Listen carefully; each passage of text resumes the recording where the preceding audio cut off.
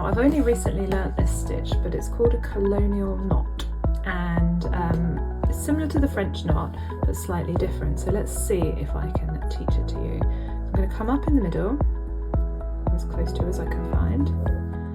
I'm going to pull through my wool. I've gone for an antique gold colour to keep in with the autumn theme. Now, holding your wool with your left hand, take your needle over the top of your wool and point the tip towards you.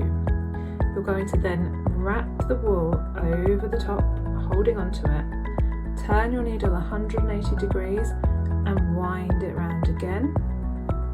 Point your needle back down into the hole that you came through or close to, holding on the tension with the left hand. The right hand is pulling the needle through underneath. Keep pulling, and there you have your colonial knot. So you can adjust it slightly so it sits nicely, and that's how you do it. Now just to tie off on the back again and weave in the ends.